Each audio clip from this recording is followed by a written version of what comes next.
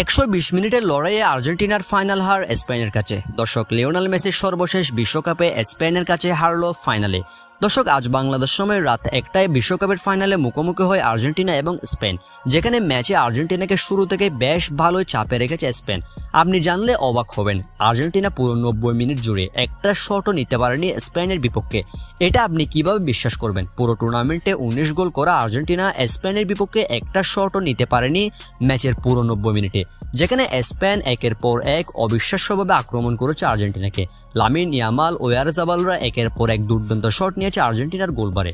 আর্জেন্টিনার বাজ পাখি এমি মার্টিনেজ, তার প্রশংসা আপনাকে করতেই হবে। এমি মার্টিনেজ না থাকলে আজকে আর্জেন্টিনা 3 থেকে 4টা গোল ইজিলি হজম করত। দর্শক, ইয়ামাল, ওয়ারজাবাল, নিকো উইলিয়ামসদের শট একের পর এক অবিশ্বাস্যভাবে ঠেকিয়ে দিয়েছেন আজকের ম্যাচে এমি মার্টিনেজ, কিন্তু শেষ পর্যন্ত আর পারলেন না, হার মানতে হলো এমিকে। দর্শক, 90 মিনিটের খেলায় এমি মার্টিনেজ আর্জেন্টিনাকে একাই কিন্তু টিকিয়ে রেখেছেন। অর্থাৎ এমি মার্টিনেজ ইন্ডিভিজুয়ালি আর্জেন্টিনাকে 90 মিনিট পর্যন্ত ম্যাচে বাঁচিয়ে রেখেছে। এরপর ম্যাচ গড়ায় অতিরিক্ত সময়ে, যেখানে অতিরিক্ত সময়ের হাফ টাইমের 15 মিনিটেও কোনো দল গোলের দেখা পায়নি।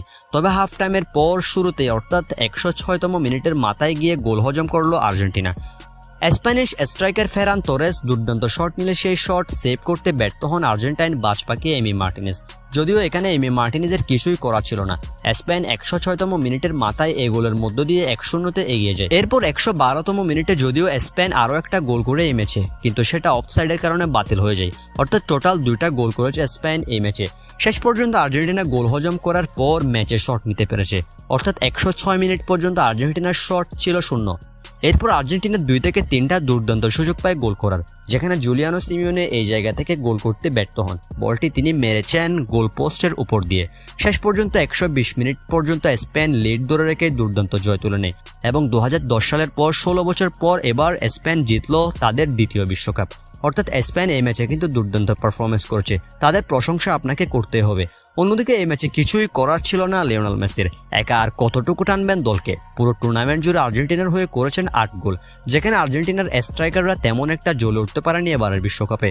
যদিও লিওনেল মেসি যা বল পেয়েছেন তা সতীর্থদের বানিয়ে দিয়েছেন, কিন্তু সতীর্থরা জঘন্য খেলেছে এবার স্পেনের বিপক্ষে, যেখানে ম্যাচের অতিরিক্ত সময়ে 93তম মিনিটে লাল কার্ড দেখে মাঠ ছেড়েছেন এনজো ফার্নান্দেজ। সব মিলিয়ে দিনটি আর্জেন্টিনার জন্য ভুলে যাওয়ার মতো। শেষ পর্যন্ত স্পেনের কাছে হারলো আর্জেন্টিনা 1-0 গোলের ব্যবধানে।